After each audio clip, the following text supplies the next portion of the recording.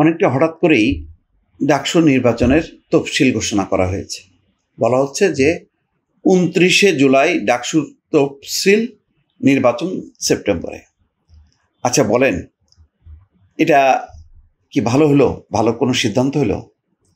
এখন ফোকাস পয়েন্টটা থাকা দরকার ছিল জাতীয় নির্বাচনের দিকে। তার আগে ডাকসু নির্বাচন, এটা কেন ডাকা হলো বা কেন অনুষ্ঠানের প্রয়োজন হলো?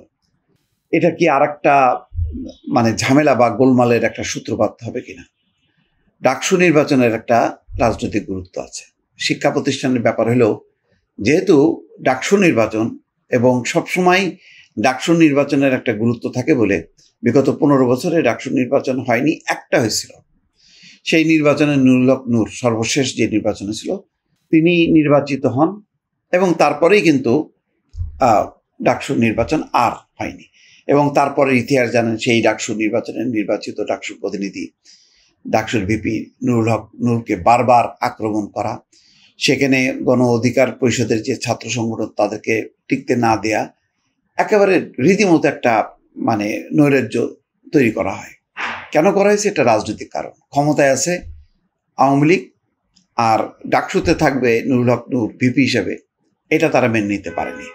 ফলে ওই ডাকসু নির্বাচনের ওই সময়কালে 1 বছর বা 2 বছরে নুরুল হক নূর কার্যত আসলে ডাকসুতে প্রতিনিধিত্ব করতে পারেননি এবং সেটা করতে দেওয়া হয়নি। বারবার হামলা হয়েছে, সেই হামলারও বিচার করা হয়নি। তার একটা রাজনৈতিক গুরুত্ব আছে। এখন হাসিনা নেই সত্য, কিন্তু যেহেতু ক্ষমতার একটা লড়াই সামনে আছে জাতীয় নির্বাচনকে ঘিরে, সেটা নিয়েই নানা রকম মতদ্বৈততা। কেউ বলছেন পিআর পদ্ধতিতে নির্বাচন, কেউ বলছেন প্রচলিত পদ্ধতিতে নির্বাচন। টানাপোড়েন পরিষ্কার।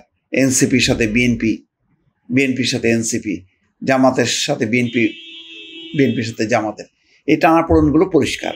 রাজনৈতিক মেরুকরণ পরিষ্কার। লক্ষ্য একটাই, জাতীয় নির্বাচন। সেই জাতীয় নির্বাচনের আগে ডাকসু নির্বাচনকে প্রভাবিত করার জন্য সবাই যার যার অবস্থান থেকে সক্রিয় থাকবে।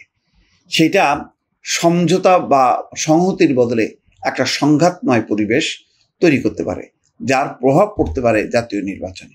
তাহলে এই যে ডেকে ডেকে এই বিষয়গুলিকে ইনভাইট করা হচ্ছে কেন? ডাকসু নির্বাচন তো অনেক দিন হয়নি।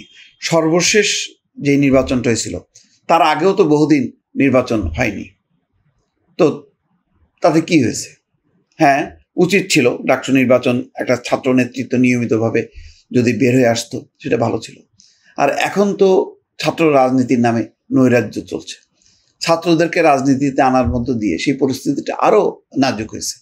এখন ছাত্ররা কর্তৃত্ব করতে চায় শিক্ষা প্রতিষ্ঠানগুলোর উপর, তাদের অধীনে নিয়ে আসতে চায় ভিসি, তারপরে শিক্ষকদেরকে।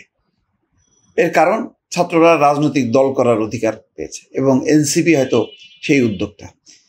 এটা নিয়েও বিতর্ক চলছে যে ছাত্রদেরকে পড়াশোনার জায়গা থেকে এই যে সরিয়ে রাজনীতিতে ঢুকাই দেওয়া হলো, এটা অদূর ভবিষ্যতের ভবিষ্যৎ ফলাফল কি, এটা নিয়ে কিন্তু যারা সমাজের অভিভাবক তারা কিন্তু রীতিমতো উদ্বেগ উৎকণ্ঠার মধ্যে আছে।